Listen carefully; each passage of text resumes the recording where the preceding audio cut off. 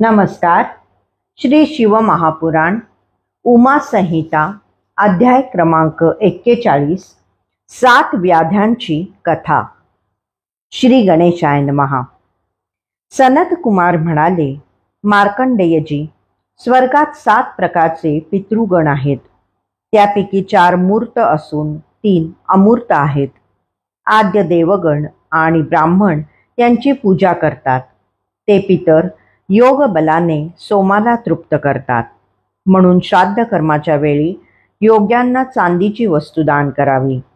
श्राद्धामध्ये पुरोहिताला व ब्राह्मणांना भोजन दक्षिणा दिल्याने पितर तृप्त होतात. जो मनुष्य श्राद्ध समयी अग्नी, सोम आणि यमाला आवाहन करून पितरांना संतुष्ट करतो, त्यावर पितर प्रसन्न असतात. ते त्याला आयुष्य, आरोग्य, अभिवृद्धी, संतती, संपत्ती, स्वर्ग आणि अपेक्षित सर्व गोष्टी देतात. देव कार्यापेक्षा पितरांचे कार्य विशेष मानले जाते. योगाने जी गती प्राप्त होत नाही ती पितृभक्तीने प्राप्त होते. म्हणून पितृभक्ती करावी. तुम्हीही पितरांची भक्ती करून अजर अमर व्हा. मार्कंडेय भीष्मांना म्हणाले, हे शंतनुपुत्र, अशा प्रकारे पितरांची उत्पत्ती व श्राद्धाचे महात्म्य सांगून आणि देवांनाही दुर्लभ असे विज्ञान नेत्र देऊन सनत कुमारजी योगगतीला प्राप्त झाले. आता मी तुम्हाला एक आख्यान ऐकवतो. भरद्वाज ब्राह्मणांना वाग्दुष्ट, क्रोधन, हिंस्त्र, पिशून, कवी, स्वसृष्ट आणि पितृवर्ती नामक 7 पुत्र होते. ते नावाप्रमाणेच कर्म करणारे होते. त्यांनी आधी योगाचरण केले, मग दुराचार करून भ्रष्ट झाले. पित्याच्या निधनानंतर ते प्रवासास निघाले. गर्ग मुनींनी त्यांना आश्रय दिला. त्यांना आपल्या कपिला गाईला सांभाळण्याचे काम सोपवले. ते तिची काळजी घेत असत. तिला चरायला वनात नेत असत. एके दिवशी वनात गेले असताना त्यांना भूक लागली. कवी आणि स्वसृष्ट यांनी त्या गाईलाच मारून खाण्याचा विचार केला. त्यांनी गाईला मागितले, पण इतरांनी ती दिली नाही. त्यांच्यात थोडा वाद झाला. ते दोघेच ऐकतच नाही हे पाहून इतरांचा नाईलाज झाला. त्यांच्यामध्ये नित्य श्राद्ध व अन्निकादिक करणारा जो पितृवर्ती होता तो संतापून म्हणाला, बंधूंनो, तुम्हाला ही गाय मारून खायचीच असेल तर ही पितरांना उद्देशून समर्पित करा. सावध चित्ताने श्राद्ध करून नंतर तिचे मांस खा, म्हणजे गाईला उत्तम गती मिळेल आणि आपल्या हातातूनही अधर्म होणार नाही.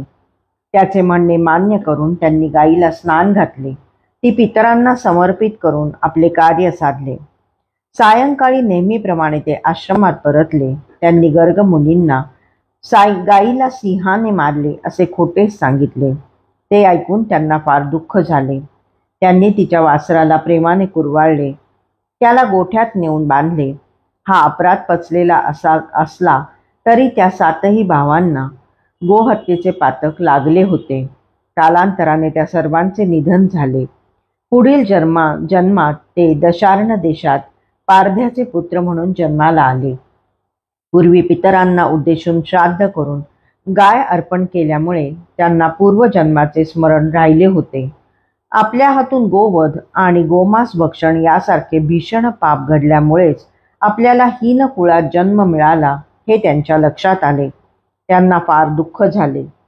पूर्वजन्मी गुरुकुलात मिळवलेले धर्मज्ञान आणि शास्त्रज्ञान त्यांना आठवत होते. ते स्वहितार्थ तत्पर झाले. धर्मानुगामी बनले. मोहरहित होऊन कालंजर पर्वतावर विहार करू लागले. ऋषी मुनींची सेवा करून त्यांच्याकडून जे काही मिळेल त्यावर निर्वाह करू लागले. त्यांनी तेथेच प्राणत्याग केला.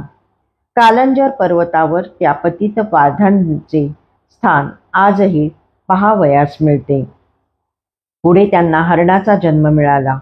नंतर शरद्वीपात चक्रवाकांचा जन्म मिळाला. सुमन, सुवाक, शुद्ध पंचम, छिद्रदर्शक, स्वतंत्र, सुयज्ञ आणि कुलीन ही त्यांची नावे होत.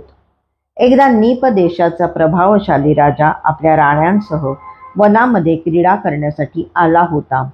त्याला पाहून स्वतंत्र नामक चक्रवाकाच्या मनात विचार आला, या राजाने खरोखरच महान पुण्य व तप केले असावे. म्हणूनच याला राजा ऐश्वर्य, सुख, समृद्धी आणि सौभाग्य प्राप्त झाले आहे. जर माझ्याकडून असे पुण्यकर्म व तप घडले असेल तर मलाही राजलक्ष्मी प्राप्त व्हावी. त्याचे मनोगत जाणून अन्य 2 चक्रवाक म्हणाले, या राजाचे वैभव पाहून आमच्या मनातही या सर्व सुखांचा उपभोग घ्यावा अशी सुप्त इच्छा उत्पन्न झाली आहे. म्हणून तू राजा झालास तर आम्ही तुझे प्रिय आणि हितैषी मंत्री होऊ.